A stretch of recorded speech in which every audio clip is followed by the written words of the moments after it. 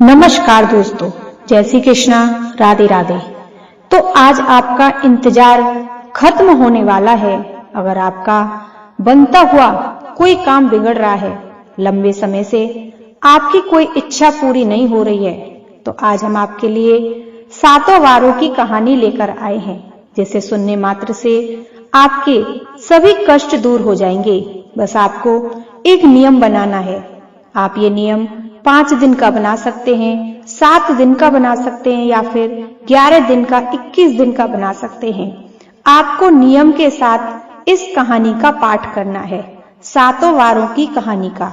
आप सुबह भी कर सकते हैं, शाम को भी कर सकते हैं, जिससे आपको सभी देवी देवताओं का आशीर्वाद एक साथ मिल जाएगा। तो दोस्तों, बिना किसी देरी के शुरू करते हैं। हम आपको इस वीडियो में सातों वारों, सोमवार, 16 सोमवार, मंगलवार, बुधवार, बृहस्पतिवार, शुक्रवार, शनिवार और रविवार, सभी वारों की कहानी लेकर आए हैं, जिससे सभी देवी देवताओं का आशीर्वाद आपको एक साथ मिल जाए।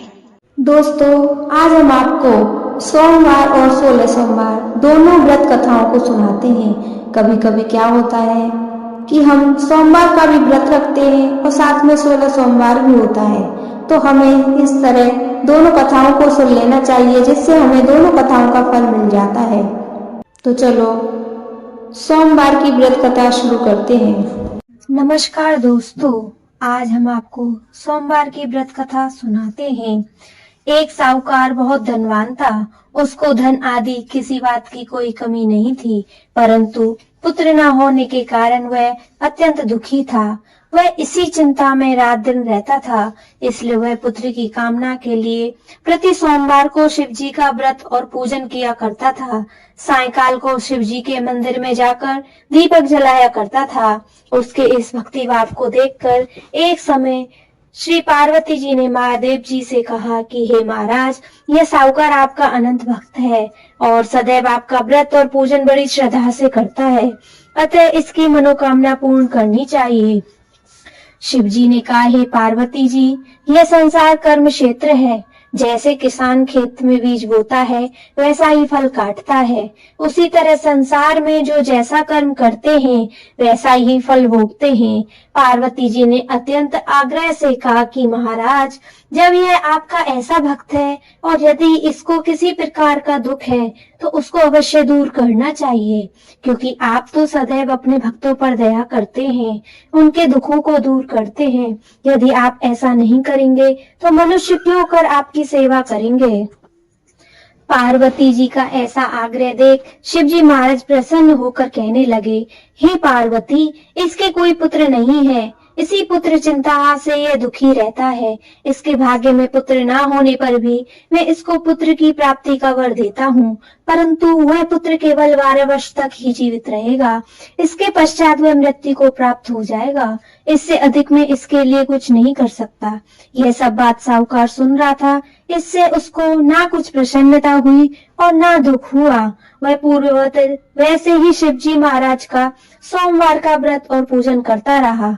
कुछ समय व्यतीत हो जाने पर साहूकार की स्त्री गर्भवती हुई और 10वें महीने उसके गर्भ में एक अति सुंदर पुत्र की प्राप्ति हुई। साहूकार के घर में बहुत खुशी मनाई गई, परंतु साहूकार ने उसको केवल 12 वर्ष की आयु जानकर अधिक प्रसन्नता प्रकट नहीं की और न ही किसी को यह भेद बताया। जब वह 9 वर्ष का हो गया तो उस बालक की माता ने उसके पिता से उसके विवाह आदि के लिए कहा, परंतु वह साहूकार कहने लगा, अभी इसका विवाह नहीं करूंगा और काशी जी पढ़ने के लिए भेजूंगा।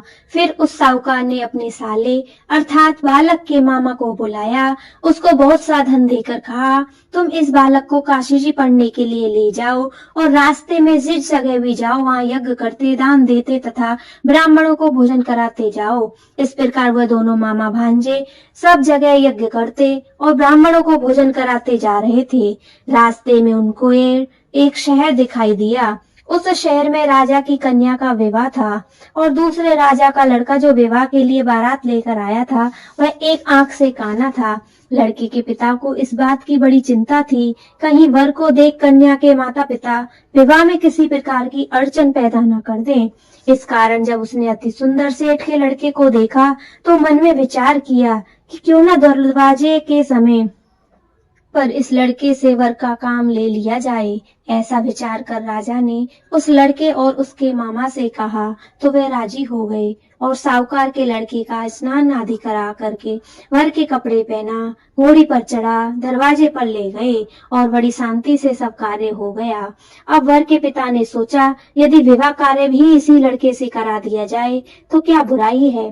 ऐसा विचार करके उसके मामा से कहा यदि आप फेर और कन्यादान का काम ही करा दें तो आपकी बड़ी कृपा होगी, हम इसके बदले आपको बहुत सा धन देंगे। उन्होंने स्वीकार कर लिया और विवाह कार्य बहुत अच्छी तरह से हो गया।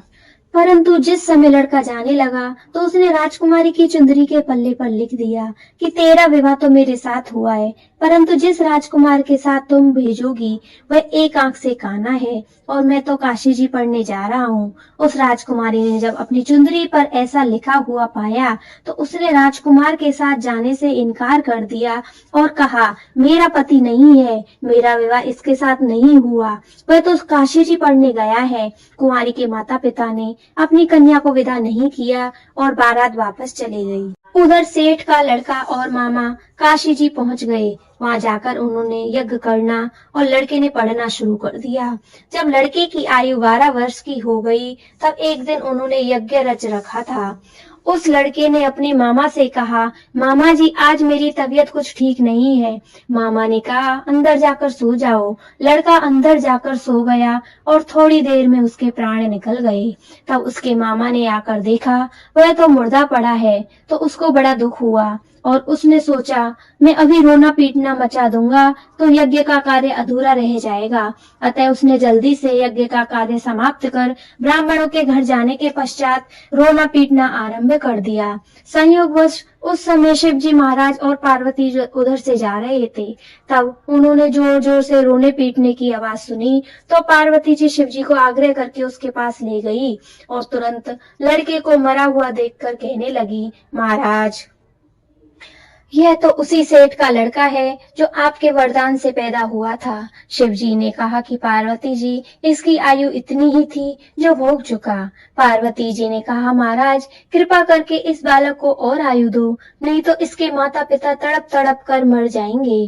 पार्वती जी के इस प्रकार बार बार आग्रह करने पर शिव जी ने उसको वरदान दिया और शिव जी महाराज की कृपा से लड़का जीवित हो गया। शिव पार्वती कैलाश चले गए। तब वह लड़का और उसका मामा उसी प्रकार यज्ञ करते हुए अपने घर की तरफ चल पड़े और रास्ते में उसी शहर में आए जहाँ पर उस लड़के का विवाह हुआ था। वहां पर आकर जब उन्होंने यज्ञ आरंभ कर दिया तो उस लड़के के सुसन ने उसको पहचान लिया और अपने महल में लाकर उसकी बड़ी खातिर की। साथ ही बहुत सारा धन और दासियों सहित बड़े आदर और सत्कार के साथ अपनी लड़की और जमाई को विदा किया। तब वह अपने शहर के निकट आए तो उसके मामा ने आकर कहा कि मैं पहले तुम्हारे घर जाकर खबर कर आता हूँ। उस समय उसके माता पिता अपने घर की छत पर बैठे हुए थे। उन्होंने यह प्रण कर रखा था यदि हमारा पुत्र सकुशल घर आया तो हम राजी खुशी नीचे आ जाएंगे, नहीं तो छत से गिरकर अपने प्राण दे देंगे। इतने में उस लड़के की मामा ने आकर यह सारा समाचार दिया आपका पुत्र आ गया है, परंतु उनको विश्वास ना हुआ। तब उसके मामा ने शपथ पूर्वक कहा आपका पुत्र अपनी स्त्री तथा बहुत सारा धन लेकर आया है। तो उस सेठ ने बड़े आनंद के साथ उनका स्वागत किया और बड़ी प्रसन्नता के साथ रहने लगे। इसी प्रकार जो कोई भी सोमवार का व्रत धारण करता है अथवा इस कथा को पढ़ता या सुनता है उसके दुख दूर होकर सभी समस्त मनोकामनाएं पूर्ण होती हैं। इससे लोक में नाना प्रकार के सुख भोग कर अंत में सदा शिव के लोक की प्राप्ति होती है। बोलो ओम नमः शिवाय। 16 सोमवार व्रत कथा। एक समय श्री महादेव जी माता पार्वती के साथ भ्रमण करते हुए मृत्यु लोक में अमरावती नगरी में आए। वहां राजा ने सुंदर शिव मंदिर बनवाया। शंकर जी वहीं ठहरने लगे। एक दिन पार्वती जी शिव जी से बोली, नाथ आओ आज चौसर खेलें। खेल प्रारंभ हुआ। उसी समय पुजारी जी पूजा करने आए। पार्वती जी ने पूछा, पुजारी जी बताइए जीत किसकी होगी? वह बोले, शंकर जी की। और अंत में जीत पार्वती जी की हुई। पार्वती जी ने मिथ्या भाषण के कारण पुजारी जी को कोढ़ी होने का श्राप दे दिया। पुजारी जी कोढ़ी हो गए। कुछ साल बाद अप्सराएं पूजन के लिए आईं। पुजारी जी से कोढ़ी होने का कारण पूछा। पुजारी जी ने सब बातें बतला दी। अप्सराएं बोली, पुजारी जी तुम 16 सोमवार का व्रत करो, महादेव जी तुम्हारा कष्ट दूर करेंगे। पुजारी जी ने उत्सुकता से व्रत विधि पूछी। अप्सरा बोली, सोमवार का व्रत करें, संध्या पास सुनो रात शाम के टाइम आधा सेर गेहूं के आटे से 3 अंगा बनाएं और घी, दीप, नैवेद्य, बेलपत्र आदि से पूजन करें। बाद में 1 अंग अर्पण कर शेष को अंग प्रसादी समझकर वितरण कर प्रसाद लें। इस विधि से 16 सोमवार का व्रत 17वें सोमवार को पाव सेर गेहूं के आटे की वाटी का चूरमा बनाकर भोग लगाकर बांट दें। फिर सकुटुंब प्रसाद ग्रहण करें। ऐसा करने से शिव जी तुम्हारी मनोकामना पूर्ण करेंगे। ये कहकर अप्सराएं स्वर्ग को चली गईं। पुजारी जी की यथाविधि व्रत कर रोग मुक्त हुए और पूजन करने लगे। कुछ दिन बाद शंकर पार्वती फिर आए। पुजारी जी को शुक्लता पूर्वक देख पार्वती ने रोग मुक्ति का कारण पूछा। पुजारी जी के कथा अनुसार पार्वती जी ने व्रत किया। फलस्वरूप अप्रसन्न कार्तिकेय जी माता के आज्ञाकारी हुए। कार्तिकेय जी ने पार्वती जी से पूछा कि क्या कारण है, मेरा मन आपके चरणों में लगा है। पार्वती जी ने वही कारण बतलाया। कार्तिकेय जी ने व्रत किया, फलस्वरूप बिछड़ा हुआ मित्र मिला। उसने भी कारण पूछा। बताने पर विवाह की इच्छा से यथाविधि व्रत किया। फल वह विदेश गया। वहां राजा की कन्या का स्वयंवर था। राजा का प्रण था कि हथनी जिसको माला पहनाएगी उसी के साथ पुत्री का विवाह होगा। वह ब्राह्मण भी स्वयंवर देखने की इच्छा से एक ओर जा बैठा। हथनी ने माला इसी पंडित को पहनाई। धूमधाम से विवाह हुआ। तत्पश्चात दोनों सुख में से रहने लगे। एक दिन राजकन्या ने पूछा, नाथ आपने कौन सा पुण्य किया जिससे राजकुमारों को छोड़ हथनी ने आपको वरण किया? ब्राह्मण ने 16 सोमवार का व्रत सविधि बताया। राजकन्या ने सत्पुत्र प्राप्ति के लिए व्रत किया और सर्वगुण संपन्न पुत्र प्राप्त किया। और बड़ा होने पर पुत्र से पूछा, माता जी किस पुण्य से मेरी प्राप्ति आपको हुई? राजकन्या ने सविधि 16 सोमवार का व्रत बतलाया। पुत्र राज्य कामना से व्रत करने लगा। उसी समय राजा के दूतों ने आकर राजकन्या के लिए वरण किया। आनंद से विवाह संपन्न हुआ। राजा के देवलोक होने पर ब्राह्मण कुमार को गद्दी मिली। फिर भी वह इस व्रत को करता रहा। एक दिन इसने अपनी पत्नी से पूजन सामग्री शिवालय ले चलने को कहा, परंतु उसने दासियों द्वारा भिजवा दी। तब राजा ने पूजन समाप्त किया तो आकाशवाणी हुई, इस पत्नी को निकाल दे, नहीं तो वह तेरा सत्यानाश कर देगी। प्रभु की आज्ञा मानकर इससे रानी को निकाल दिया। रानी भाग्य को कोसती हुई एक नगर में बुढ़िया के पास गई। दीन देख बुढ़िया ने इसके सिर पर भूत सूत की पोटली रख बाजार भेजी। रास्ते में आंधी आई, पोटली उड़ गई। बुढ़िया ने इसको फटकारा और भगा दिया। वहां से तेली के पास गई और पहुंची, सब माट चटक गए। उसने भी निकाल दिया। पानी पीने नदी पर पहुंची तो नदी सूख गई। सरोवर पर पहुंची तो हाथ स्पर्श होते ही जल में कीड़े पड़ गए। उसी जल को पी आराम करने के लिए जिस पेड़ के नीचे जाती उस पेड़ के पत्ते सूख जाते। वन और सरोवर की यह दशा देख ग्वाले से मंदिर के गोसाई जी के पास ले गए। यह देख गोसाई जी समझ गए यह कुलीन अबला आपत्ति की मारी है। वे धैर्य बंधाते हुए बोले, बेटी तू मेरे यहाँ रह, किसी बात की चिंता मत कर। रानी आश्रम में रहने लगी, परंतु जिस वस्तु से वो हाथ लगाती उसमें कीड़े पड़ जाते। दुखी हो गोसाई जी ने पूछा, बेटी किस देव के अपराध से ये सब हो रहा है? रानी ने बताया, मैं पति की आज्ञा का उल्लंघन कर महादेव के पूजन को नहीं गई। गोसाई जी ने शिव जी से प्रार्थना की। गोसाई जी बोले, बेटी तुम 16 सोमवार का व्रत करो। रानी ने सविधि व्रत पूर्ण किया। व्रत के प्रभाव से राजा को रानी की याद आई और दूतों को उसकी खोज करने भेजा। आश्रम में रानी को देख दूतों ने आकर राजा को रानी का पता बताया। राजा ने आकर गोसाई जी से कहा, महाराज ये मेरी पत्नी है। शिव जी ने रुष्ट होने से मैंने इसका परित्याग किया। अब शिव जी की कृपा से इसे लेने आया हूँ, कृपया इसे जाने दें। गोसाई जी ने आज्ञा दे दी। राजा रानी के साथ नगर में आए। नगर वासियों ने नगर सजाया, बाजे बजने लगे, मंगलोच्चारण हुआ।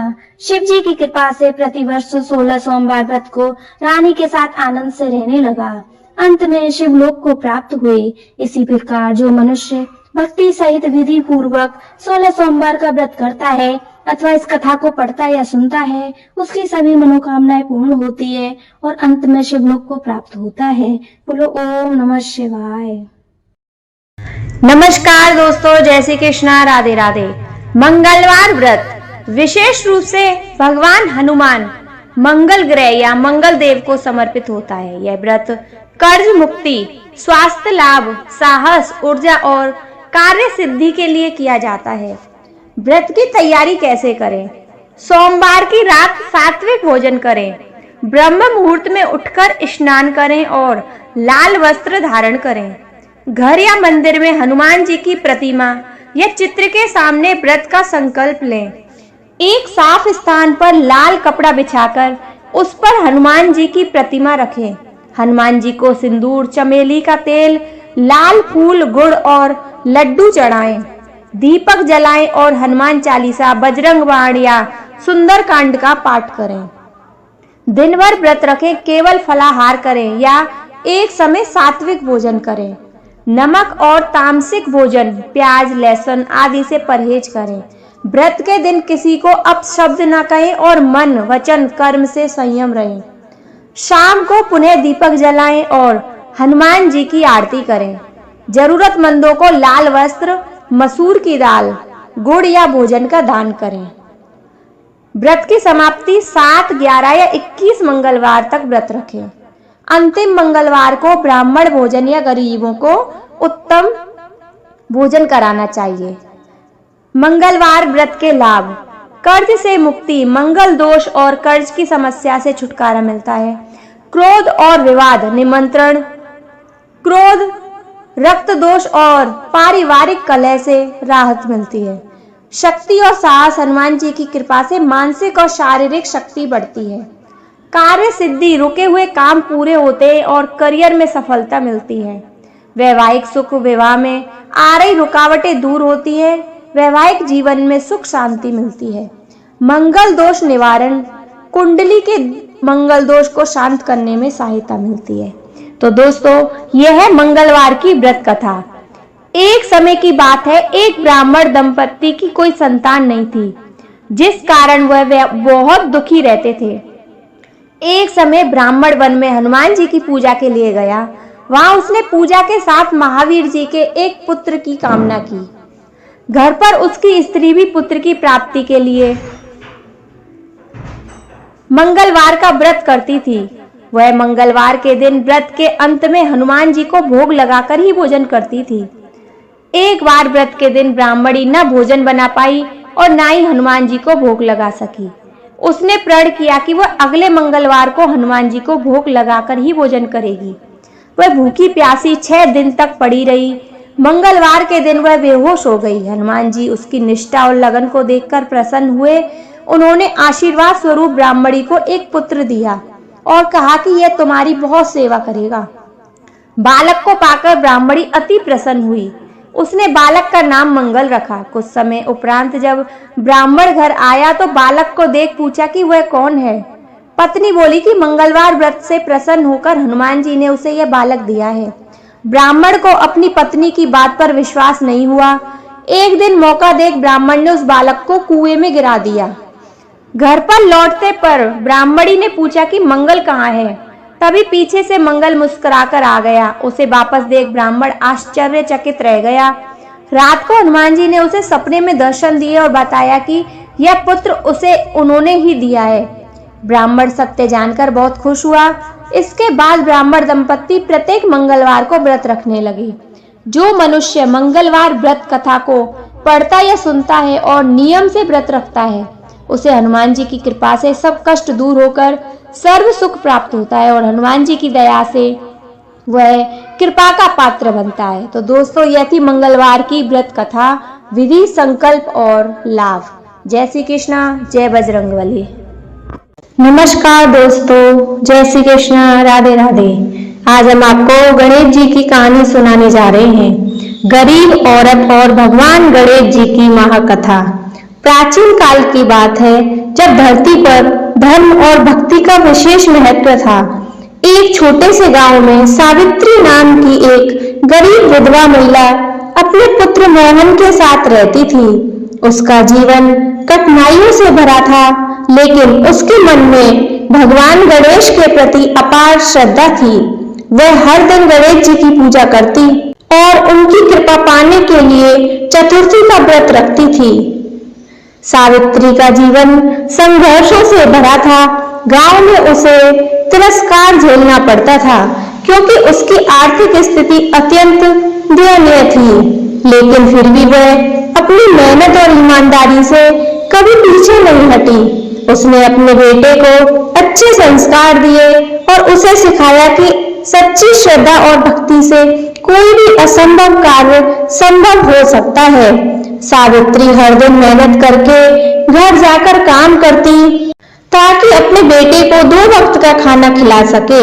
लेकिन कई बार उसे ऐसा दिन भी देखना पड़ता था जब उसके पास खाने के लिए कुछ भी नहीं होता था। गांव के लोग उसे तिरस्कार की दृष्टि से देखते थे, क्योंकि वह गरीब थी और उसका कोई सहारा नहीं था। गांव के जमींदार का पुत्र अक्सर सावित्री का मजाक उड़ाता और उसे ताने मारता था कि भगवान ने उसे गरीब बना दिया है। लेकिन सावित्री हर बार यही कहती, भगवान गणेश सबकी सुनते हैं, वे हमारी भी सुनेंगे। भगवान गणेश ने सोचा कि सावित्री की परीक्षा लेंगे, क्या वह वास्तव में इतनी श्रद्धालु है या नहीं। एक दिन उन्होंने एक वृद्ध साधु का रूप धारण किया और सावित्री के घर पहुंचे और बोले, माँ, मैं कई दिनों से भूखा हूँ, क्या तुम मुझे कुछ खाने के लिए दे सकती हो। साधु करुणा भरी दृष्टि से पूछा। सावित्री के पास उस समय केवल एक ही रोटी थी, जो उसके अपने बेटे के लिए रखी थी, लेकिन उसने बिना किसी संकोच से वह रोटी साधु को दे दी। साधु ने प्रसन्न होकर आशीर्वाद दिया और कहा, तुम्हारी भक्ति देखकर मैं प्रसन्न हूँ, जो भी मनोकामना है मांग लो। सावित्री ने विनम्रता से कहा, मैं कुछ नहीं चाहती, बस मेरे बेटे का भला हो और उसे जीवन में कभी दुख ना मिले। साधु ने आशीर्वाद दिया और कहा, तथास्तु, और वहां से चले गए। यह देखकर गांव के लोग आश्चर्यचकित रह गए कि इतनी गरीबी में भी सावित्री ने अपना भोजन दान कर दिया। अगले ही दिन गांव में एक बड़ी खबर फैली, राजा के यहाँ एक बड़ा यज्ञ हो रहा है और उन्होंने घोषणा की थी कि जो कोई भी सच्चे मन से भगवान की सेवा करता है, उसे यज्ञ में सम्मानित किया जाएगा। सावित्री को भी वहां बुलाया गया। जब राजा ने उसकी सच्ची भक्ति और सेवा की कहानी सुनी, तो वे बहुत प्रभावित हुए और उसे ढेर सारे सोने चांदी के सिक्के और अन्नदान में दिया। अब सावित्री की गरीबी समाप्त हो गई थी। उसका घर अनाज से भर गया और उसके जीवन में समृद्धि आ गई। गांव के कुछ लोग सावित्री की सफलता से ईर्ष्या करने लगे। उनमें से कुछ जमींदार के गुर्गे थे, जिन्होंने राजा से जाकर झूठी बातें कही कि सावित्री ने किसी तांत्रिक की मदद से धन प्राप्त किया है। राजा ने इस पर ध्यान नहीं दिया, लेकिन गांव के कुछ दुष्ट लोग सावित्री को बदनाम करने की योजना बनाने लगे। उन्होंने गांव में अफवाह फैलाई कि सावित्री के घर में छुपा हुआ खजाना है, जो उसे चोरी किया है। एक दिन कुछ सिपाही सावित्री के घर आए और सारा सामान उलट पुलट कर खोजने लगे, लेकिन उन्हें वहां कुछ भी नहीं मिला। तभी अचानक आकाश में गर्जना हुई और एक दिव्य प्रकाश प्रकट हुआ। भगवान गणेश स्वयं प्रकट हुए और बोले, जो सच्चे मन से मेरी भक्ति करता है, उसके साथ कभी अन्याय नहीं हो सकता। जो लोग ईर्ष्या और द्वेष करते हैं, वे स्वयं अपने ही जाल में फंसते हैं। इतना कहकर गणेश जी अदृश्य हो गए। इस चमत्कार को देखकर राजा और गांव के सभी लोग दंग रह गए और सावित्री से क्षमा मांगी। अब सावित्री और मोहन का जीवन पूरी तरह बदल गया था। राजा ने मोहन को अपने दरबार में नौकरी दे दी और कुछ ही वर्षों में वह राज्य का मंत्री बन गया। उसने अपनी माँ की तरह ईमानदारी और भक्ति का पालन किया और हमेशा सत्य के मार्ग पर चला। अब वह समय आ गया था जब मोहन का विवाह होने वाला था। राजा ने स्वयं अपने परिवार की कन्या का विवाह मोहन से कराने का प्रस्ताव रखा, जिससे सावित्री बहुत प्रसन्न हुई। शादी के बाद मोहन और उसकी पत्नी ने मिलकर गणेश जी का एक सुंदर मंदिर बनवाया, जहां भोजन भजन कीर्तन होते थे। इस मंदिर में हर कोई आ सकता था, चाहे वो गरीब हो या अमीर। इस कथा से हमें यह सीख मिलती है कि भगवान गणेश अपने भक्तों की सच्ची भक्ति का फल अवश्य देते हैं। जीवन में कितनी भी कठिनाइयां आए, यदि हम सच्चे मन से भगवान का स्मरण करें, सद्गुणों का पालन करें, तो सफलता निश्चय प्राप्त होती है। बोलो जय गणेश भगवान की, गणपति बप्पा मोरया। आज श्री बृहस्पतिवार व्रत कथा। भारतवर्ष में एक प्रतापी और दानी राजा राज्य करता था। वह नित्य गरीबों और ब्राह्मणों की सहायता करता था। ये बात उसकी रानी को अच्छी नहीं लगती थी। वह नहीं गरीबों को दान देती, नहीं भगवान का पूजन करती थी और राजा को भी दान देने से मना किया करती थी। एक दिन राजा शिकार खेलने वन को गए हुए थे, तो रानी महल में अकेली थी। उसी समय बृहस्पति देव साधु वेश में राजा के महल में भिक्षा के लिए गए और भिक्षा मांगी। रानी ने भिक्षा देने से इनकार किया और कहा, हे साधु महाराज, मैं तो दान पुण्य से तंग आ गई हूँ। मेरा पति सारा धन लुटाते रहते हैं। मेरी इच्छा है कि हमारा धन नष्ट हो जाए, फिर न रहेगा बांस न बजेगी बांसुरी। साधु ने कहा, देवी तुम तो बड़ी विचित्र हो। धन संतान तो सभी चाहते हैं, पुत्र और लक्ष्मी तो पापी के घर भी होने चाहिए। यदि तुम्हारे पास अधिक धन है तो भूखों को भोजन दो, प्यासों के लिए प्याऊ बनवाओ, मुसाफिरों के लिए धर्मशालाएं खुलवाओ। जो निर्धन अपनी कुंवारी कन्याओं का विवाह नहीं कर सकते, उनका विवाह करा दो। ऐसे और कई काम हैं जिनके करने से तुम्हारा यश लोक परलोक में फैलेगा। आगे परंतु रानी पर उपदेश का कोई प्रभाव न पड़ा। वह बोली, महाराज आप मुझे कुछ न समझाएं। मैं ऐसा धन नहीं चाहती जो हर जगह बांटती फिरूं। साधु ने उत्तर दिया, यदि तुम्हारी ऐसी इच्छा है तो तथास्तु। तुम ऐसा करना कि बृहस्पतिवार को घर लीपकर पीली टी से अपना सिर धोकर स्नान करना। आगे ती चढ़ाकर कपड़े धोना। ऐसा करने से आपका सारा धन नष्ट हो जाएगा। इतना कहकर वह साधु महाराज वहां से आलोक हो गए। साधु के अनुसार कही बातों को पूरा करते हुए रानी को केवल 3 बृहस्पतिवार ही बीते थे कि उसकी समस्त धन संपत्ति नष्ट हो गई। भोजन के लिए राजा का परिवार तरसने लगा। तब एक दिन राजा ने रानी से बोला कि हे रानी, तुम यहीं रहो, मैं दूसरे देश को जाता हूँ, क्योंकि यहाँ पर सभी लोग मुझे जानते हैं, इसलिए मैं कोई छोटा कार्य नहीं कर सकता। ऐसा कहकर राजा परदेश चला गया। वहाँ वह जंगल से लकड़ी काट कर लाता और शहर में बेचता। इस तरह वह अपना जीवन व्यतीत करने लगा। इधर राजा के परदेश जाते ही रानी और दासी दुखी रहने लगी। एक बार जब रानी और दासी को 7 दिन तक बिना भोजन के रहना पड़ा, तो रानी ने अपनी दासी से कहा, हे दासी, पास ही के नगर में मेरी बहन रहती है, वह बड़ी धनवान है, तू उसके पास जा और कुछ ले आ, ताकि थोड़ी बहुत गुजर बसर हो जाए। दासी रानी की बहन के पास गई।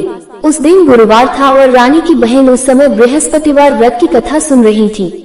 दासी ने रानी की बहन को अपनी रानी का संदेश दिया, लेकिन रानी की बड़ी बहन ने कोई उत्तर नहीं दिया। जब दासी को रानी की बहन से कोई उत्तर नहीं मिला तो वह बहुत दुखी हुई और उसे क्रोध भी आया। दासी ने वापस आकर रानी को सारी बात बता दी। सुनकर रानी ने अपने भाग्य को कोसा। उधर रानी की बहन ने सोचा कि मेरी बहन की दासी आई थी, परंतु मैं उससे नहीं बोली, इससे वह बहुत दुखी हुई होगी। कथा सुनकर और पूजन समाप्त करके वह अपनी बहन के घर आई और कहने लगी, हे बहन, मैं बृहस्पतिवार का व्रत कर रही थी। तुम्हारी दासी मेरे घर आई थी, परंतु जब तक कथा होती है तब तक न तो उठते हैं और न ही बोलते हैं, इसलिए मैं नहीं बोली। कहो दासी क्यों गई थी? रानी बोली, बहन तुमसे क्या छिपाऊं, हमारे घर में खाने तक को अनाज नहीं था। ऐसा कहते कहते रानी की आंखें भर आई। उसने दासी समेत पिछले 7 दिनों से भूखे रहने तक की बात अपनी बहन को विस्तार पूर्वक सुना दी। रानी की बहन बोली, देखो बहन, भगवान बृहस्पति देव सबकी मनोकामना को पूर्ण करते हैं। देखो, शायद तुम्हारे घर में अनाज रखा हो। पहले तो रानी को विश्वास नहीं हुआ, पर बहन के आग्रह करने पर उसने अपनी दासी को अंदर भेजा तो उसे सचमुच अनाज से भरा एक घड़ा मिल गया। ये देखकर दासी को बड़ी हैरानी हुई। दासी रानी से कहने लगी, हे रानी, जब हमको भोजन नहीं मिलता तो हम व्रत ही तो करते हैं, इसलिए क्यों न इनसे व्रत और कथा की विधि पूछी जाए ताकि हम भी व्रत कर सकें। तब रानी ने अपनी बहन से बृहस्पतिवार व्रत के बारे में पूछा। उसकी बहन ने बताया, बृहस्पतिवार के व्रत में चने की दाल और मुनक्का से विष्णु भगवान का केले की जड़ में पूजन करें तथा दीपक जलाएं, व्रत कथा सुने और पीला भोजन ही करें, इससे बृहस्पति देव प्रसन्न होते हैं। व्रत और पूजन विधि बताकर रानी की बहन अपने घर को लौट गई। 7 दिन के बाद जब गुरुवार आया तो रानी और दासी ने व्रत रखा। गुड़साल में जाकर चना और गुड़ लेकर आई, फिर उससे केले की जड़ तथा विष्णु भगवान का पूजन किया। अब पीला भोजन कहाँ से आए, इस बात को लेकर दोनों बहुत दुखी थे। चूंकि उन्होंने व्रत रखा था इसलिए बृहस्पति देव उनसे प्रसन्न थे, इसलिए वे एक साधारण व्यक्ति का रूप धारण कर 2 थालों में सुंदर पीला भोजन दासी को दे गए। भोजन पाकर दासी प्रसन्न हुई और फिर रानी के साथ मिलकर भोजन ग्रहण किया। उसके बाद वे सभी गुरुवार को व्रत और पूजन करने लगी। बृहस्पति भगवान की कृपा से उनके पास फिर से धन संपत्ति आ गई, परंतु रानी फिर से पहले की तरह आलस्य करने लगी। तब दासी बोली, देखो रानी, तुम पहले भी इस प्रकार आलस्य करती थी, तुम्हें धन रखने में कष्ट होता था, इस कारण सभी धन नष्ट हो गया, और अब जब भगवान बृहस्पति की कृपा से धन मिला है तो तुम्हें फिर से आलस्य होता है। रानी को समझाते हुए दासी कहती है कि बड़ी मुसीबतों के बाद हमने ये धन पाया है, इसलिए हमें दान पुण्य करना चाहिए, भूखे मनुष्यों को भोजन कराना चाहिए और धन को शुभ कार्यों में खर्च करना चाहिए, जिससे तुम्हारे कुल का यश बढ़ेगा, स्वर्ग की प्राप्ति होगी और पितृ प्रसन्न होंगे। दासी की बात मानकर रानी अपना धन शुभ कार्यों में खर्च करने लगी, जिससे पूरे नगर में उसका यश फैलने लगा। बृहस्पतिवार व्रत कथा के बाद श्रद्धा के साथ आरती की जानी चाहिए। इसके बाद प्रसाद बांटकर उसे ग्रहण करना चाहिए। एक दिन राजा दुखी होकर जंगल में एक पेड़ के नीचे आसन जमाकर बैठ गया। वह अपनी दशा को याद करके व्याकुल होने लगा। बृहस्पतिवार का दिन था। एकाएक उसने देखा कि निर्जन वन में एक साधु प्रकट हुए। वह साधु वेश में स्वयं बृहस्पति देवता थे। लकड़हारे के सामने आकर बोले, हे लकड़हारे, इस सुनसान जंगल में तू चिंता मग्न क्यों बैठा है? लकड़हारे ने दोनों हाथ जोड़कर प्रणाम किया और उत्तर दिया, महात्मा जी, आप सब कुछ जानते हैं, मैं क्या कहूँ? ये कहकर रोने लगा और साधु को अपनी आत्मकथा सुनाई। महात्मा जी ने कहा, तुम्हारी स्त्री ने बृहस्पति के दिन बृहस्पति भगवान का निरादर किया है, जिसके कारण रुष्ट होकर उन्होंने तुम्हारी ये दशा कर दी। अब तुम चिंता को दूर करके मेरे कहने पर चलो तो तुम्हारे सब कष्ट दूर हो जाएंगे और भगवान पहले से भी अधिक संपत्ति देंगे। तुम बृहस्पति के दिन कथा किया करो। 2 पैसे के चने मुनक्का लाकर उसका प्रसाद बनाओ और शुद्ध जल से लोटे में शक्कर मिलाकर अमृत तैयार करो। कथा के पश्चात अपने सारे परिवार और सुनने वाले प्रेमियों में अमृत व प्रसाद बांटकर आप भी ग्रहण करो। ऐसा करने से भगवान तुम्हारी सब मनोकामनाएं पूरी करेंगे। साधु के ऐसे वचन सुनकर लकड़हारा बोला, हे प्रभु, मुझे लकड़ी बेचकर इतना पैसा नहीं मिलता जिससे भोजन के उपरांत कुछ बचा सकूं। मैंने रात्रि में अपनी स्त्री को व्याकुल देखा है, मेरे पास कुछ भी नहीं जिससे मैं उसकी खबर मंगा सकूं। साधु ने कहा, हे लकड़हारे, तुम किसी बात की चिंता मत करो। बृहस्पति के दिन तुम रोजाना की तरह लकड़ियां लेकर शहर को जाओ। तुमको रोज से दुगुना धन प्राप्त होगा, जिससे तुम भली भांति भोजन कर लोगे तथा बृहस्पति देव की पूजा का सामान भी आ जाएगा। इतना कहकर साधु अंतर्ध्यान हो गए। धीरे धीरे समय व्यतीत होने पर फिर वही बृहस्पतिवार का दिन आया। लकड़हारा जंगल से लकड़ी काटकर किसी शहर में बेचने गया। उसे उस दिन और दिन से अधिक पैसा मिला। राजा ने चना गुड़ आदि लाकर गुरुवार का व्रत किया। उस दिन से उसके सभी क्लेश दूर हुए, परंतु जब दोबारा गुरुवार का दिन आया तो बृहस्पतिवार का व्रत करना भूल गया। इस कारण बृहस्पति भगवान नाराज हो गए। उस दिन उस नगर के राजा ने विशाल यज्ञ का आयोजन किया तथा शहर में ये घोषणा करा दी कि कोई भी मनुष्य अपने घर में भोजन न बनावे, न आग जलावे, समस्त जनता मेरे यहाँ भोजन करने आवे। इस आज्ञा को जो न मानेगा उसे फांसी की सजा दी जाएगी। इस तरह की घोषणा संपूर्ण नगर में करवा दी गई। राजा की आज्ञानुसार शहर के सभी लोग भोजन करने गए, लेकिन लकड़हारा कुछ देर से पहुंचा, इसलिए राजा उसको अपने साथ घर ले गए और ले जाकर भोजन करा रहे थे तो रानी की दृष्टि उस खूंटी पर पड़ी जिस पर उसका हार लटका हुआ था। वह वहां पर दिखाई नहीं दिया। रानी ने निश्चय किया कि मेरा हार इस मनुष्य ने चुरा लिया है। उसी समय सिपाहियों को बुलाकर उसको कारागार में डलवा दिया। जब लकड़हारा कारागार में पड़ गया और बहुत दुखी होकर विचार करने लगा कि न जाने कौन से पूर्व जन्म के कर्म से मुझे ये दुख प्राप्त हुआ है, और उसी साधु को याद करने लगा जो कि जंगल में मिला था। उसी समय तत्काल बृहस्पति देव साधु के रूप में प्रकट हुए और उसकी दशा को देखकर कहने लगे, अरे मूर्ख, तूने बृहस्पति देव की कथा नहीं करी, इस कारण तुझे दुख प्राप्त हुआ है। अब चिंता मत कर, बृहस्पतिवार के दिन कारागार के दरवाजे पर 4 पैसे पड़े मिलेंगे, उनसे तू बृहस्पति देव की पूजा करना, तेरे सभी कष्ट दूर हो जाएंगे। बृहस्पति के दिन उसे 4 पैसे मिले।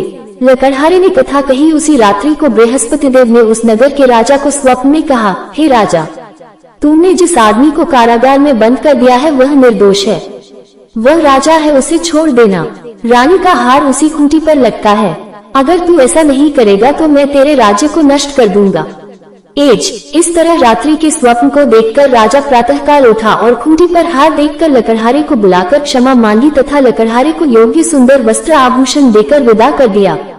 बृहस्पति देव की आज्ञानुसार लकड़हारा अपने नगर को चल दिया। राजा जब अपने नगर के निकट पहुंचा तो उसे बड़ा आश्चर्य हुआ।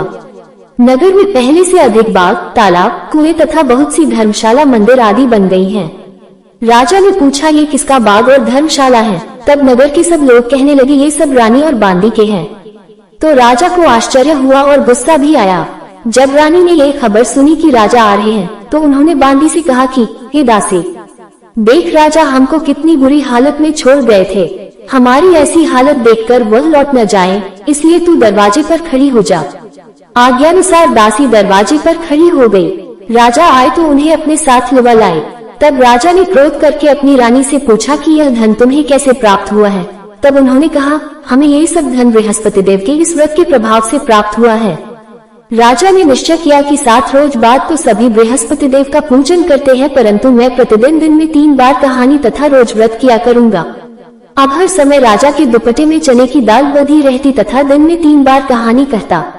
एक रोज राजा ने विचार किया कि चलो अपनी बहन के यहाँ हो आवे। इस तरह निश्चय कर राजा घोड़े पर सवार हो अपनी बहन के यहाँ को चलने लगा। मार्ग में उसने देखा कि कुछ आदमी एक मुर्दे को ले जा रहे हैं। उन्हें रोककर राजा कहने लगा, अरे भाइयों, मेरी बृहस्पति देव की कथा सुन लो। वे बोले, लो, हमारा तो आदमी मर गया है, इसको अपनी कथा की पड़ी है। परंतु कुछ आदमी बोले, अच्छा कहो, हम तुम्हारी कथा भी सुनेंगे। राजा ने दाल निकाली और जब कथा आधी हुई थी कि मुर्दा हिलने लग गया और जब कथा समाप्त हो गई तो राम राम करके मनुष्य उठकर खड़ा हो गया। आगे मार्ग में उसे एक किसान खेत में हल चलाता मिला। राजा ने उसे देख और उससे बोले, अरे भैया, तुम मेरी बृहस्पतिवार की कथा सुन लो। किसान बोला, जब तक मैं तेरी कथा सुनूंगा तब तक 4 हरया जोत लूंगा, जा अपनी कथा किसी और को सुनाना। इस तरह राजा आगे चलने लगा। राजा के हत्ते ही बैल पछाड़ खाकर गिर गए तथा किसान के पेट में बड़ी जोर का दर्द होने लगा। उस समय उसकी माँ रोटी लेकर आए। उसने जब ये देखा तो अपने पुत्र से सब हाल पूछा और बेटे ने सभी हाल कह दिया। तो बुढ़िया बड़ी बड़ी उस घुड़सवार के पास गई और उससे बोली कि मैं तेरी कथा सुनूंगी, तू अपनी कथा मेरे खेत पर चलकर ही कहना। राजा ने बुढ़िया के खेत पर जाकर कथा कही, जिसकी सुनते ही वह बैल उठ खड़ी हुई तथा किसान के पेट का दर्द भी बंद हो गया। राजा अपनी बहन के घर पहुंचा। बहन ने भाई की खूब मेहमानी की।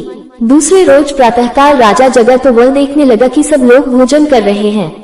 राजा ने अपनी बहन से कहा, ऐसा कोई मनुष्य है जिसने भोजन नहीं किया हो, मेरी बृहस्पतिवार की कथा सुन ले। बहन बोली, हे भैया, ये देश ऐसा ही है कि पहले यहाँ लोग भोजन करते हैं, बाद में अन्य काम करते हैं। अगर कोई पड़ोस में हो तो देख आऊं। वह ऐसा कहकर देखने चली गई, परंतु उसे कोई ऐसा व्यक्ति नहीं मिला जिसने भोजन न किया हो। अतः वह एक कुम्हार के घर गई जिसका लड़का बीमार था। उसे मालूम हुआ कि उनके यहाँ 3 रोज से किसी ने भोजन नहीं किया है। रानी ने अपने भाई की कथा सुनने के लिए कुम्हार से कहा। वह तैयार हो गया। राजा ने जाकर बृहस्पतिवार की कथा कही, जिसको सुनकर उसका लड़का ठीक हो गया। अब तो राजा की प्रशंसा होने लगी। एक रोज राजा ने अपनी बहन से कहा कि हे बहन, हम अपने घर को जाएंगे, तुम भी तैयार हो जाओ। राजा की बहन ने अपनी सास से कहा। सास ने कहा, हाँ चली जा, परंतु अपने लड़कों को मत ले जाना, क्योंकि तेरे भाई की कोई औलाद नहीं है। बहन ने अपने भैया से कहा, हे भैया, मैं तो चलूंगी पर कोई बालक नहीं जाएगा। राजा बोला, जब कोई बालक नहीं चलेगा तब तुम ही क्या करोगी? बड़े दुखी मन से राजा अपने नगर को लौट आया। राजा ने अपनी रानी से कहा, हम निर्वंशी हैं, हमारा मुंह देखने का धर्म नहीं है और कुछ भोजन आदि नहीं किया। रानी बोली, हे प्रभु, बृहस्पति देव ने हमें सब कुछ दिया है, वह हमें औलाद अवश्य देंगे। उसी रात को बृहस्पति देव ने राजा से स्वप्न में कहा, हे राजा उठ, सभी सोच त्याग दे, तेरी रानी गर्भ से है। राजा की यह बात सुनकर बड़ी खुशी हुई। 9वें महीने में उसके गर्भ से एक सुंदर पुत्र पैदा हुआ। तब राजा बोला, हे रानी, स्त्री बिना भोजन के रह सकती है, पर बिना कहे नहीं रह सकती। जब मेरी बहन आवे तो मुझसे कुछ कहना मत। रानी ने सुनकर हाँ कर दिया। जब राजा की बहन ने ये शुभ समाचार सुना तो वह बहुत खुश हुई तथा बधाई लेकर अपने भाई की यहाँ आई। तभी रानी ने कहा, घोड़ा चलकर तो नहीं आए, गधा चले आए। राजा की बहन बोली, भाभी मैं इस प्रकार न कहती तो तुम्हें औलाद कैसे मिलती। बृहस्पति देव ऐसे ही हैं, जैसे जिसके मन में कामनाएं हैं सभी को पूर्ण करते हैं। जो सद्भावना पूर्वक बृहस्पतिवार का व्रत करता है एवं कथा पता है अथवा सुनता है, दूसरों को सुनाता है, बृहस्पति देव उसकी सभी मनोकामना पूर्ण करते हैं। ये भी जाने। आरती। श्री बृहस्पति देवारती माँ लक्ष्मी जी ओम जय जगदीश हरे। आरती श्री बृहस्पतिवार व्रत तथा 2 गुरुवार। Good morning message. भगवान बृहस्पति देव उसकी सदैव रक्षा करते हैं। संसार में जो मनुष्य सद्भावना से भगवान जी का पूजन व्रत सच्चे हृदय से करते हैं तो उनकी सभी मनोकामनाएं पूर्ण करते हैं। जैसी सच्ची भावना से रानी और राजा ने उनकी कथा का गुणगान किया तो उनकी सभी इच्छाएं बृहस्पति देव जी ने पूर्ण की थी। इसलिए पूर्ण कथा सुनने के बाद प्रसाद लेकर जाना चाहिए। हृदय से उसका मनन करते हुए जयकारा बोलना चाहिए। बोलो बृहस्पति देव की जय, भगवान विष्णु की जय। बृहस्पति देव की कथा। प्राचीन काल में एक मन रहता था, वह बहुत निर्धन था। उसकी कोई संतान नहीं थी। उसकी स्त्री बहुत मलिनता के साथ रहती थी। वह स्नान न करती, किसी देवता का पूजन न करती। इससे मन देवता बड़े दुखी थे। बेचारे बहुत कुछ कहते थे किंतु उसका कुछ परिणाम न निकला। भगवान की कृपा से मन की स्त्री के कन्या रूपी रत्न पैदा हुआ। कन्या बड़ी होने पर प्रातः स्नान करके विष्णु भगवान का जाप व बृहस्पतिवार का व्रत करने लगी। अपने पूजन पाठ को समाप्त करके विद्यालय जाती तो अपनी ची में जौ भर के ले जाती और पाठशाला के मार्ग में डालती जाती। तब ये जौ स्वर्ण के जो जाते लौटते समय उनको बीन कर घर ले आती थी। एक दिन वह बालिका सूप में उस सोने के जौ को फटक कर साफ कर रही थी कि उसके पिता ने देख लिया और कहा कि बेटी, सोने के जौ के लिए सोने का सूप होना चाहिए।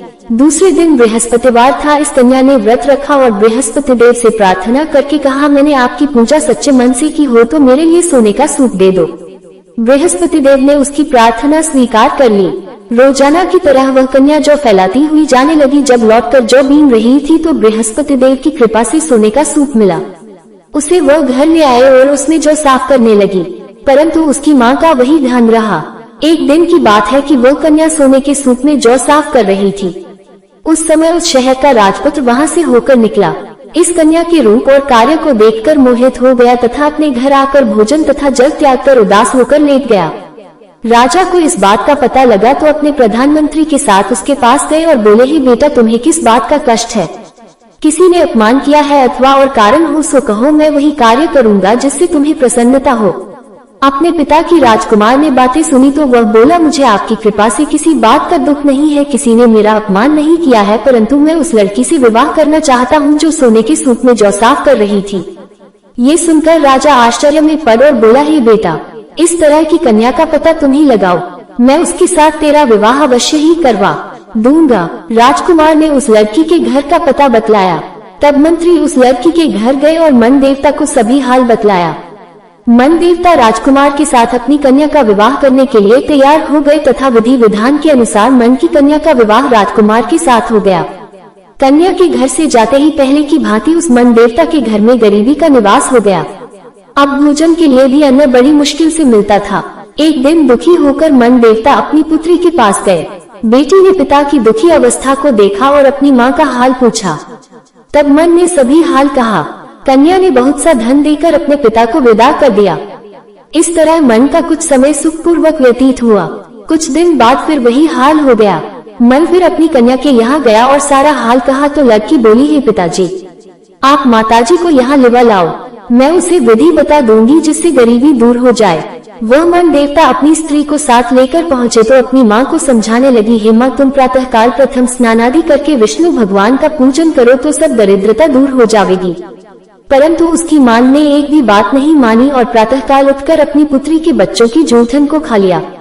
इससे उसकी पुत्री को भी बहुत गुस्सा आया और एक रात को कोठरी से सभी सामान निकाल दिया और अपनी माँ को उसमें बंद कर दिया। प्रातःकाल उसे निकाला तथा स्नानादि करा के पाठ करवाया तो उसकी माँ की बुद्धि ठीक हो गई और फिर प्रत्येक बृहस्पतिवार को व्रत रखने लगी। इस व्रत के प्रभाव से उसके माँ बाप बहुत ही धनवान और पुत्रवान हो गए और बृहस्पति जी के प्रभाव से इस लोक के सुख भोग कर स्वर्ग को प्राप्त हुए। सब बोलो विष्णु भगवान की जय, बोलो बृहस्पति देव की जय। संतोषी माता व्रत कथा। अगर आप शुक्रवार का व्रत करते हैं तो शुक्रवार की व्रत कथा अवश्य सुननी या पढ़नी चाहिए। ऐसा करने से माता की पूजा अर्चना संपूर्ण होती है। इस आर्टिकल में हम आपको संपूर्ण व्रत कथा के बारे में बता रहे हैं। आइए जानते हैं शुक्रवार की व्रत कथा के बारे में। शुक्रवार संतोषी माता व्रत कथा प्रारंभ। एक गांव में एक बुढ़िया रहती थी जिसके 7 बेटे थे। 6 बेटे कमाने वाले थे और एक बेटा निकम्मा था। बुढ़िया माँ 6 पुत्रों का जूठा 7वें पुत्र को देती। 7वां पुत्र एक दिन अपनी पत्नी से बोला, देखो मेरी माता का मुझ पर कितना प्रेम है। वह बोली, क्यों नहीं, सबका जूठा बचा हुआ तुमको खिलाती है। वह बोला, जब तक आंखों से न देखे मान नहीं सकता। पत्नी ने हंसकर कहा, देख लोगे तब तो मानोगे। शुक्रवार संतोषी माता व्रत कथा। कुछ दिन बाद एक बड़ा त्योहार आया। घर में 7 प्रकार के भोजन और चूरमा के लड्डू बने। वह पत्नी की बात को जांचने के लिए सिरदर्द का बहाना बनाकर पतला कपड़ा सिर पर ओढ़कर रसोई में जाकर सो गया और कपड़े में से सब देखता रहा। 6 भाई भोजन करने आए। उसने देखा माँ ने उनके लिए सुंदर सुंदर आसन बिछाए, 7 प्रकार की रसोई परोसी और आग्रह कर करके उन्हें भोजन कराती रही। वह देखता रहा। 6 भाई भोजन कर उठ गए तब माँ ने उनकी 5 थालियों में से लड्डुओं के टुकड़ों को उठाया और एक लड्डू बनाया। जूठन साफ कर माँ ने उसे पुकारा, उठ बेटा उठ, तेरे भाइयों ने भोजन कर लिया, तू भी उठकर भोजन कर ले। उसने कहा, माँ मुझे भोजन नहीं करना, मैं परदेश जा रहा हूँ। माता ने कहा, कल जाना हो तो आज ही जा। वह बोला, हाँ हाँ जा रहा हूँ। ये कहकर वह घर से निकल गया। चलते समय उसे पत्नी की याद आई। वह गौशाला में कंडे थाप रही थी। वहाँ जाकर वह बोला, मेरे पास तो कुछ नहीं है, यह अंगूठी है, सो ले लो और अपनी कोई निशानी मुझे दे दो। वह बोली, मेरे पास क्या है, ये गोबर भरा हाथ है। ये कहकर पत्नी ने उसकी पीठ पर गोबर के हाथ की थाप मार दी। वह चल दिया। चलते चलते दूर देश में पहुंचा। वहाँ एक साहूकार की दुकान थी। वहाँ जाकर बोला, सेठ जी मुझे नौकरी पर रख लो। साहूकार को नौकर की सख्त जरूरत थी। साहूकार ने कहा, काम देखकर तनख्वाह मिलेगी। उसने कहा, सेठ जी जैसा आप ठीक समझें। उसे साहूकार के यहाँ नौकरी मिल गई। वह वहाँ दिन रात काम करने लगा। कुछ दिन में दुकान का लेन देन, हिसाब किताब, ग्राहकों को माल बेचना, सारा काम करने लगा। साहूकार के 7-8 नौकर थे। वे सब चक्कर खाने लगे, लेकिन उसने अपनी लगन, परिश्रम और ईमानदारी से सभी को पीछे छोड़ दिया। उसे अपने किए का फल मिला। सेठ ने भी उसका काम देखा और 3 महीने में ही उसे मुनाफे में साझीदार बना लिया। परिश्रम करते करते 12 वर्ष में ही वह नगर का नामी सेठ बन गया और सेठ अपना सारा कारोबार उस पर छोड़कर बाहर चला गया। इधर उसकी पत्नी पर क्या बीती वह सुने। सास ससुर उसे दुख देने लगे। गृहस्थी का काम करवाकर उसे लकड़ी लेने जंगल में भेजते। इस बीच घर की रोटियों के आटे से जो भूसी निकलती, उसकी रोटी बनाकर रख दी जाती और फूटे नारियल की नरेली में पानी दिया जाता। इस तरह दिन बीतते रहे। एक दिन वह जब जंगल में लकड़ी लेने जा रही थी तब उसे रास्ते में बहुत सी स्त्रियां संतोषी माता का व्रत करती दिखाई दी। ये वहाँ खड़ी होकर पूछने लगी, बहनों ये तुम किस देवता का व्रत करती हो और इसके करने से क्या फल होता है? इस व्रत के करने की क्या विधि है? यदि तुम अपने इस व्रत का विधान मुझे समझाकर कहोगी तो मैं तुम्हारा बड़ा आसान मानूंगी। उनमें से एक स्त्री बोली, सुनो ये संतोषी माता का व्रत है। इसके करने से निर्धनता, दरिद्रता का नाश होता है, लक्ष्मी आती है, मन की चिंताएं दूर होती हैं, मन को प्रसन्नता और शांति मिलती है, निपुति को पुत्र मिलता है, प्रीतम बाहर गया हो तो वह शीघ्र लौट आता है, कुंवारी कन्या को मनपसंद वर मिलता है, चलता मुकदमा खत्म हो जाता है, कलह क्लेश की निवृत्ति हो, मुक्त शांति होती है, घर में धन जमा हो, धन जायदाद का लाभ होता है तथा और भी मन में जो कुछ कामना हो सब संतोषी माता की कृपा से पूरी हो जाती है। इसमें संदेह नहीं। वह पूछने लगी, यह व्रत कैसे किया जाता है, ये भी बताओ तो बड़ी कृपा होगी। वह स्त्री कहने लगी, बिना परेशानी, श्रद्धा और प्रेम से जितना भी बन सके प्रसाद लेना। 5.25 पैसे से 5.25 आने तथा इससे भी ज्यादा शक्ति और भक्ति के अनुसार गुड़ और चना लें। हर शुक्रवार को निराहार रहकर कथा कहना, सुनना। इसके ओम बीज कम नहीं टूटे। लगातार नियम पालन के करना। सुनने वाला कोई न मिले तो घी का दीपक जलाकर उसके आगे जल के पात्र को रख कथा कहना, परंतु नियम न टूटे। जब तक कार्य सिद्ध न हो नियम पालन करना और कार्य सिद्ध हो जाने पर व्रत का उद्यापन करना। 3 मास में माता पूरा फल प्रदान करती है। यदि किसी के ग्रह खोटे हैं भी तो माता 1 वर्ष में अवश्य उनको अनुकूल करती है। कार्य सिद्ध होने पर ही उद्यापन करना चाहिए, बीच में नहीं। उद्यापन में 2.5 सेर आटे का खाजा तथा इसी अनुसार खीर तथा चने का साग बनाना। 8 बच्चों को भोजन कराना। जहाँ तक मिले देवर, जेठ, भाई, बंधु, कुटुंब के लड़के लेना, न मिले तो रिश्तेदारों और पड़ोसियों के लड़के बुलाना। उन्हें भोजन करा, यथाशक्ति दक्षिणा दे, माता का नियम पूरा करना। ध्यान रखना उस दिन घर में कोई खटाई न खाए। ये सुन वह वहाँ से चल दी। रास्ते में लकड़ी के बोझ को बेच दिया और उन पैसों में गुड़ चना ले माता के व्रत की तैयारी कर आगे चली। रास्ते में संतोषी माता के मंदिर में जा माता के चरणों में लौटने लगी। विनती करने लगी, माँ मैं दीन हूँ, निपट मूर्ख हूँ, व्रत के नियम कुछ जानती नहीं, मैं बहुत दुखी हूँ। हे माता मेरा दुख दूर कर, मैं तेरी शरण में हूँ। माता को दया है। एक शुक्रवार बीता कि दूसरे शुक्रवार को ही उसके पति का पत्र आया और तीसरे शुक्रवार को उसका भेजा हुआ पैसा आ पहुँचा। ये देखकर जेठानी मुंह सिकोड़ने लगी, इतने दिनों बाद इतना पैसा आया, इसमें क्या बड़ाई है। लड़के ताने देने लगे। काकी के पास अब पत्र आने लगे, रुपया आने लगा। अब तो काकी की खातिर बढ़ेगी, अब तो काकी बुलाने से भी नहीं बोलेगी। बेचारी सरलता से कहती, भैया पत्र आए, रुपया आए तो हम सबके लिए अच्छा है। ऐसा कहकर आंखों में आंसू भरकर संतोषी माता के मंदिर में जा मातेश्वरी के चरणों में गिरकर रोने लगी। माँ मैंने तुमसे पैसा नहीं मांगा, मुझे पैसे से क्या काम, मुझे तो अपने सुहाग से काम है, मैं तो अपने स्वामी के दर्शन और सेवा मांगती। तब माता ने प्रसन्न होकर कहा, जा बेटी तेरा स्वामी जल्दी ही आएगा। ये सुन खुशी से बावली हो वह घर आकर काम करने लगी। संतोषी माँ विचार करने लगी, इस भोली पुत्री से मैंने कह तो दिया कि तेरा पति शीघ्र आएगा, पर आएगा कहाँ से?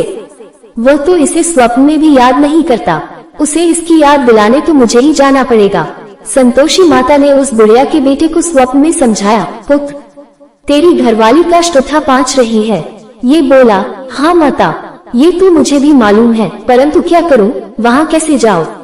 परदेश की बात है, लेन देन का सारा हिसाब किताब है, कोई जाने का रास्ता नजर नहीं आता। आप ही कोई राह दिखाएं कि वहाँ कैसे जाऊँ?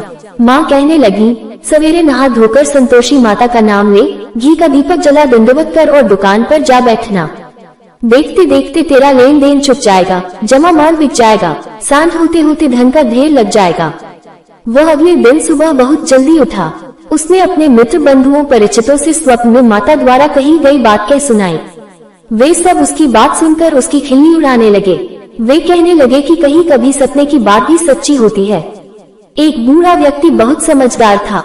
वह बोला, देखो भाई मेरी बात मानो, इस तरह सांझ या झूठ कहने के बदले देवता ने जैसा कहा है वैसा ही करना, तेरा क्या जाता है। बूढ़े की बात मानकर नहा धोकर उसने संतोषी माता को प्रणाम किया। फिर घी का दीपक जलाकर दुकान पर जा बैठा। शाम तक धन का ढेर लग गया। वह हैरान हुआ, मन में संतोषी माता का नाम ले प्रसन्न हो घर जाने के वास्ते गहना कपड़ा व सामान खरीदने लगा। सब काम से निपट अपने घर को रवाना हुआ। उधर उसको पत्नी जंगल में लकड़ी लेने गई। लौटते वक्त थक जाने के कारण संतोषी माता के मंदिर पर विश्राम करने बैठ गई। ये तो उसका रोज रुकने का स्थान था। धूल उड़ती देख उसने माता पूछा, हे माता ये धूल कैसी उड़ रही है? माँ ने कहा, हे पुत्री तेरा पति आ रहा है, अब तू ऐसा कर लकड़ियों के 3 बोझ बना, एक नदी के किनारे रख, दूसरा मेरे मंदिर पर और तीसरा अपने सिर पर रख। तेरे पति को लकड़ी का गड्ढा देखकर मोह पैदा होगा, ये वहाँ रुकेगा, नाश्ता पानी बना खाकर माँ से मिलने जाएगा। तू लकड़ी का बोझ उठाकर जाना और बीच चौक में गड्ढा डालकर 3 आवाजें जोर से लगाना, कोसा सूजी। लकड़ियों का गट्ठा लो, भूसी को रोटी दो, नारियल के खोपरे में पानी दो। आज कौन मेहमान आया है? संतोषी माँ की बात सुनकर वह बहुत अच्छा माँ कहकर प्रसन्न मन से लकड़ियों के 3 बोझ बना लाई। एक नदी के तट पर, दूसरा माता के मंदिर पर रखा। इतने में ही मुसाफिर वहाँ आ पहुँचा। सूखी लकड़ी देख उसको इच्छा हुई कि अब यही विश्राम कर ले और भोजन बनाकर खा पी कर गाँव चले। इस प्रकार भोजन कर विश्राम कर वह अपने गाँव में आ गया। उसी समय बहू सिर पर लकड़ी का गड्ढा लिया है।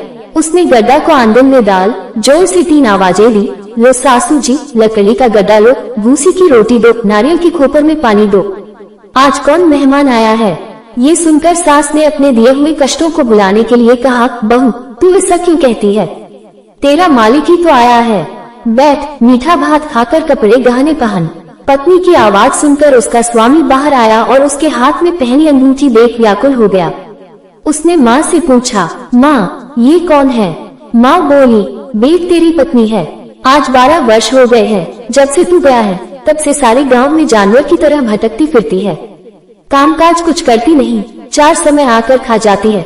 अब मुझे देखकर भूसी की रोटी और नारियल की खापरे में पानी मांगती है। वह बोला, माँ मैंने इसे भी देखा है और तुम्हें भी। मुझे दूसरे घर की चाबी दो, मैं उसमें रहूंगा। ठीक है बेटा, जैसी तेरी मर्जी कहकर माँ ने चाबी का गुच्छा बेटे के सामने रख दिया। उसने दूसरे घर को खोलकर सारा सामान जमाया। एक ही दिन में वहाँ राजा के महल जैसा ठाट बाट बन गया। अब क्या था, वह सुख भोगने लगी। अगला शुक्रवार उसने पति से कहा, मुझे संतोषी मात का उद्यापन करना है। पति बोला, बहुत अच्छा, खुशी से कर लो। वह उद्यापन की तैयारी करने लगी। जेठ के लड़कों को भोजन के लिए कहने गई, उन्होंने मंजूर किया, परंतु पीछे से जेठानी ने अपने बच्चों को सिखलाया, देखो रे, भोजन के समय सब लोग खटाई मानना, जिससे उसका उद्यापन पूरा न हो। लड़के भोजन करने आए, खीर पेट भरकर खाए, परंतु बात याद आते ही कहने लगे, हमें कुछ खटाई खाने को दो, खीर खाना हमें भाता नहीं, देखकर रुचि होती है। लड़के उठ खड़े हुए, बोले, पैसे लाओ। बोली बहू कुछ जानती न थी, उसने उन्हें पैसे दे दिए। लड़कों ने बाजार जाकर उन पैसों से इमली खरीदी और खाई। ये देखकर बहू पर माताजी ने कोप किया। राजा के दूत उसके पति को पकड़कर ले गए। अब सब मालूम हो जाएगा जब जेल की रोटी खाएगा। बहू से यह वचन सहन नहीं हुए। वह संतोषी माता के मंदिर में गई और कहने लगी, माता तुमने ये क्या किया? हंसाकर क्यों रुलाने लगी? माता बोली, पुत्री तूने मेरा व्रत भंग किया है, इतनी जल्दी सब बातें भुला दी।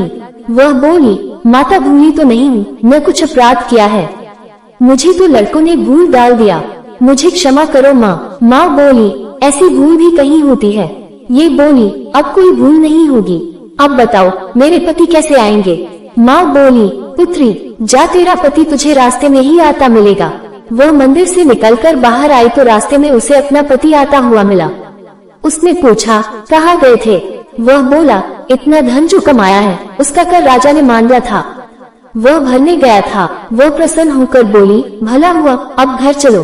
फिर अगला शुक्रवार आया। वह बोली, मुझे माता का उद्यापन करना है। पति ने कहा, ठीक है करो। वह फिर जेठ के लड़कों से भोजन को कहने गई। जेठानी ने लड़कों को सिखा दिया कि तुम पहले ही खटाई मानना। लड़के भोजन करने बैठे, लेकिन भोजन करने से पहले ही कहने लगे, हमें खीर पूरी नहीं भाती, जी बिगड़ता है, कुछ खटाई खाने को दो। ये बोली, खटाई खाने को नहीं मिलेगी, खाना हो तो खाओ। उनके उठकर चले जाने पर उसने ब्राह्मणों के लड़के बुलाकर भोजन करवाया। दक्षिणा की जगह उन्हें एक एक फल दिया। इससे संतोषी माता प्रसन्न हो गई। माता की कृपा से 9 माह बाद उसको चंद्रमा के समान एक सुंदर पुत्र प्राप्त हुआ। पुत्र को लेकर वह प्रतिदिन संतोषी माता के मंदिर में जाने लगी। माँ ने सोचा कि यह रोज आती है, आज क्यों न मैं ही इसके घर चलूं, इसका आसरा देखूं तो सही। यह विचार कर माता ने भयानक रूप बनाया। गुड़ और चने से सना मुख, ऊपर से मूंग के समान होंठ, उस पर मक्खियां भिनभिना रही थी। दहलीज में पैर रखते ही उसकी सास चिल्लाई, देखो रे, कोई चुड़ैल डाकिनी चली आ रही, लड़को इसे भगाओ, नहीं तो सबको खा जाएगी। बहू रोशनदान से देख रही थी। वही प्रसन्न हो उठी, आज मेरी माता मेरे घर आई है। ये कहकर दूध पीते बच्चे को गोद उतार दिया। इस पर उसको सास गोद में भरकर बोली, अरे राम, इसे देखकर कैसी उतावली हुई है, जो बच्चे को पटक दिया। इतने में माँ के प्रताप से जहाँ देखो वहाँ लड़के ही लड़के नजर आने लगे। ये बोली, माँ जी मैं जिनका व्रत करती हूँ ये वही संतोषी माता है। इतना कह उसने झट से घर के सारे किवाड़ खोल दिए। सबने माता के चरण पकड़ लिए और विनती कर कहने लगे, हे माता, हम मूर्ख हैं, अज्ञानी हैं, तुम्हारे व्रत की विधि हम नहीं जानते, तुम्हारा व्रत भंग कर हमने बड़ा अपराध किया है। हे माता, आप हमारे अपराधों को क्षमा करो। इस प्रकार बार बार कहने पर संतोषी माता प्रसन्न हुई। इसके बाद उसकी सास कहने लगी, हे संतोषी माता, आपने बहू को जैसा फल दिया वैसा सबको देना, जो ये कथा सुने या पढ़े उसका मनोरथ पूर्ण हो। नमस्कार दोस्तों, शनिदेव व्रत कथा। एक समय स्वर्गलोक में सबसे बड़ा कौन के प्रश्न पर 9 ग्रहों में वाद विवाद हो गया। विवाद इतना बढ़ गया कि परस्पर भयंकर युद्ध की स्थिति बन गई। निर्णय के लिए सभी देवता देवराज इंद्र के पास पहुंचे और बोले, हे देवराज, आपको निर्णय करना होगा कि हम में से सबसे बड़ा कौन है। देवताओं का प्रश्न सुनकर देवराज इंद्र उलझन में पड़ गए।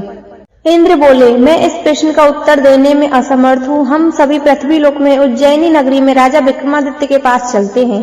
देवराज इंद्र सहित सभी ग्रह उज्जैनी नगरी पहुंचे। महल में पहुंचकर सब देवताओं ने उनसे अपना प्रश्न पूछा तो राजा विक्रमादित्य भी कुछ देर के लिए परेशान हो उठे, क्योंकि सभी देवता अपनी अपनी शक्तियों के कारण महान थे। किसी को भी छोटा या बड़ा कह देने से उनके क्रोध के प्रकोप से भयंकर हानि पहुंच सकती थी।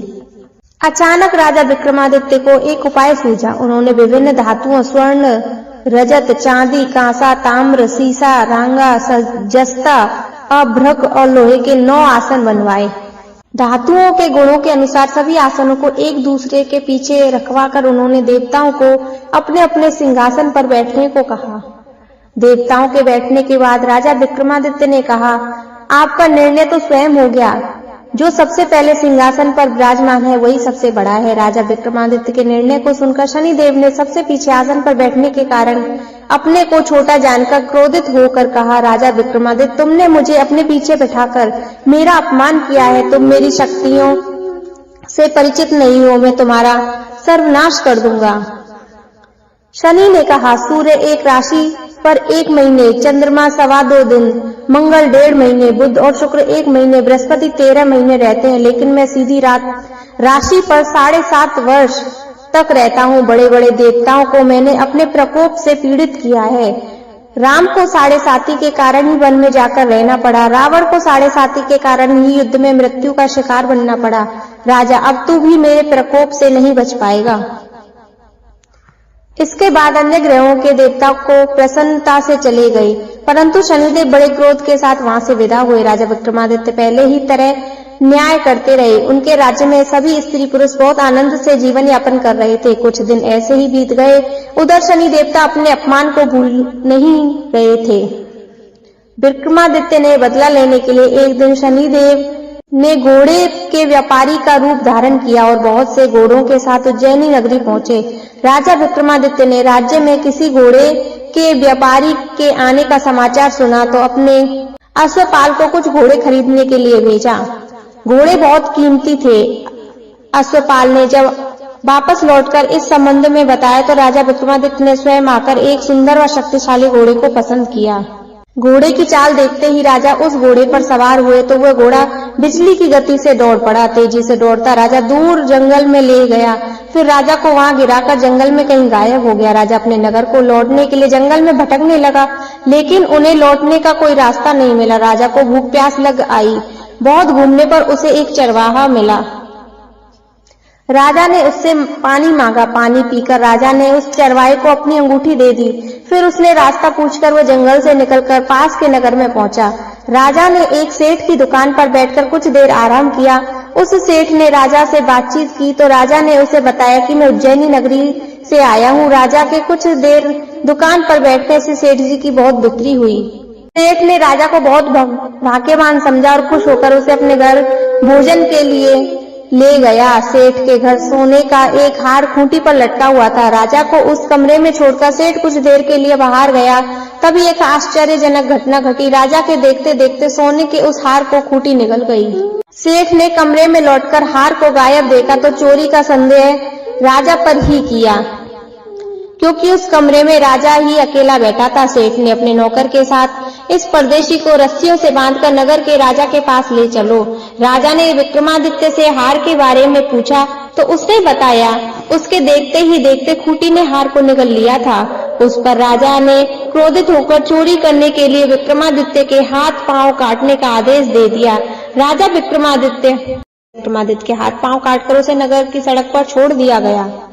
कुछ दिन बाद एक तेली उसे उठाकर अपने घर ले गया और उसे कोलू पर बिठा दिया। राजा आवाज देकर बैलों को हाँकता रहता। इस तरह तेली का बैल चलता रहता और राजा को भोजन मिलता रहा। शनि के प्रकोप से 7.5 पूरी होने पर वर्षा ऋतु प्रारंभ हुई।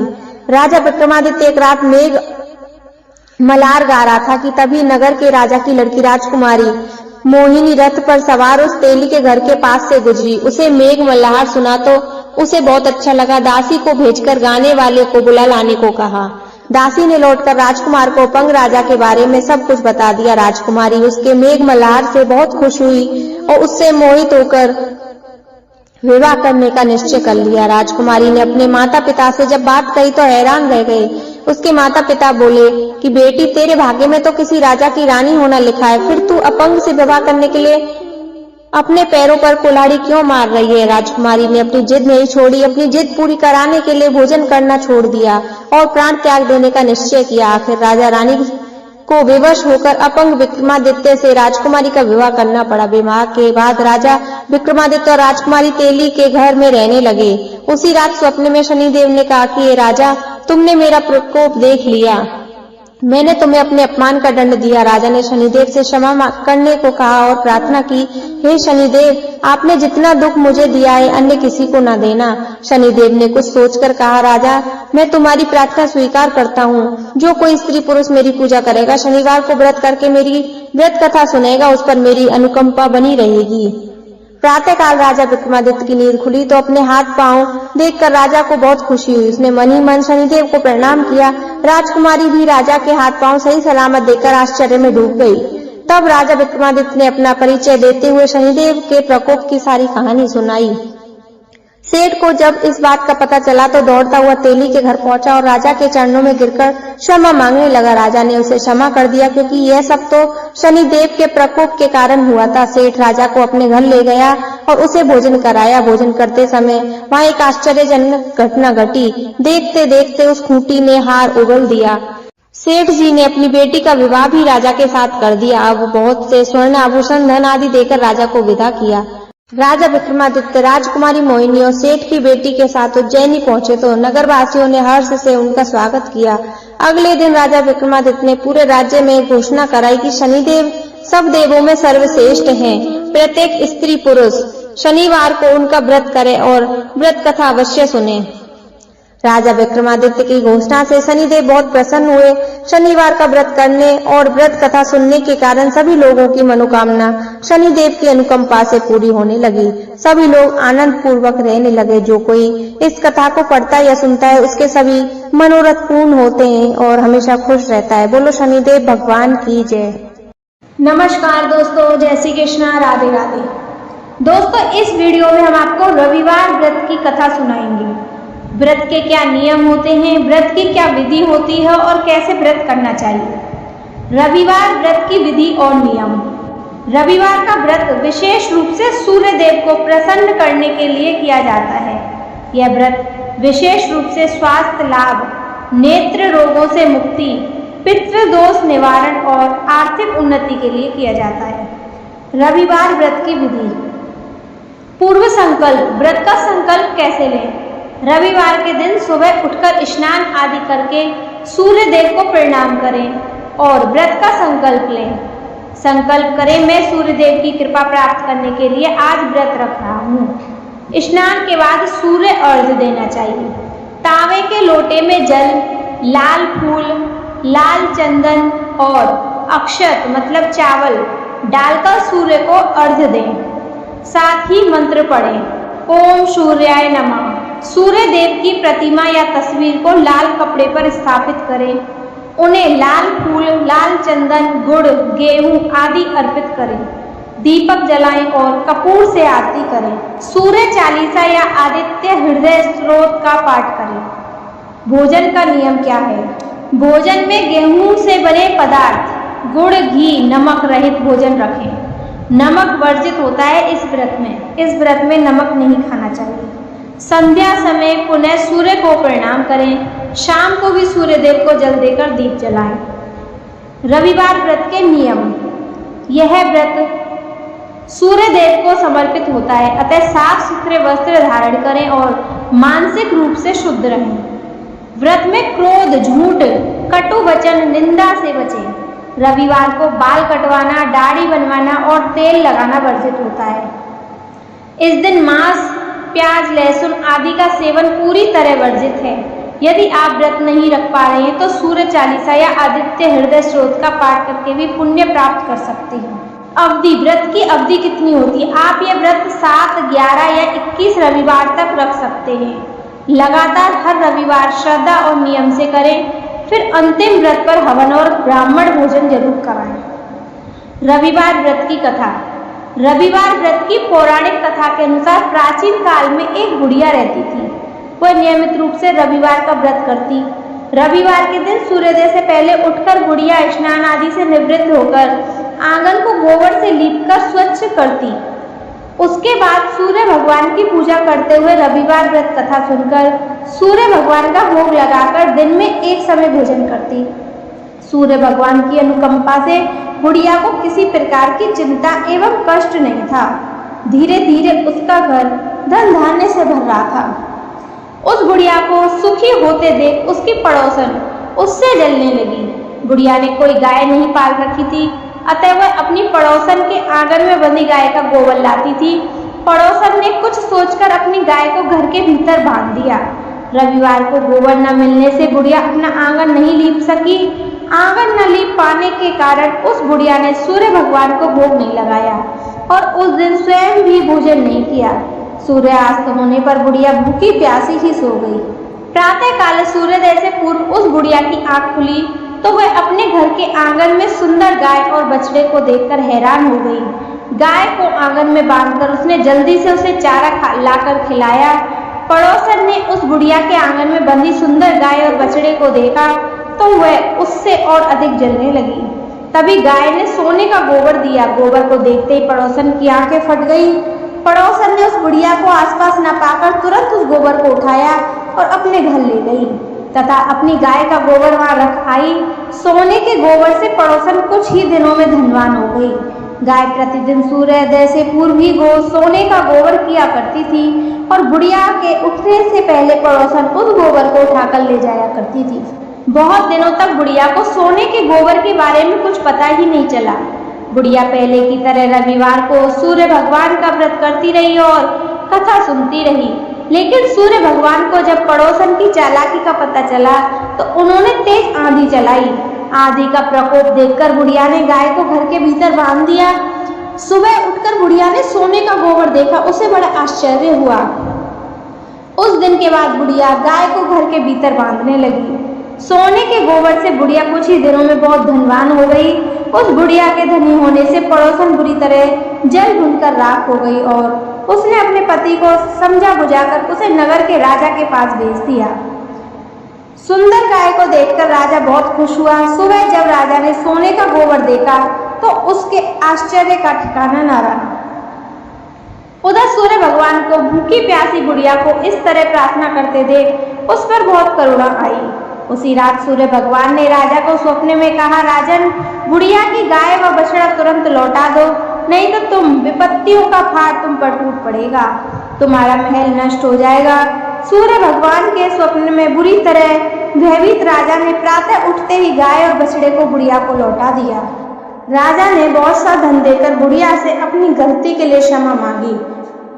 राजा ने पड़ोसन और उसके पति को उनकी इस दुष्टता के लिए दंड दिया। फिर राजा ने पूरे राज्य में घोषणा कराई कि सभी स्त्री पुरुष रविवार का व्रत किया करें। रविवार का व्रत करने से सभी लोगों के घर धन धान्य से भर गए। रास्ते में चारों ओर खुशहाली छा गई। स्त्री पुरुष सुखी जीवन यापन करने लगे तथा सभी लोगों के शारीरिक कष्ट भी दूर हो गए। तो दोस्तों, यह थी रविवार की व्रत कथा, नियम तथा पूजा की विधि। जय श्री कृष्णा, राधे राधे।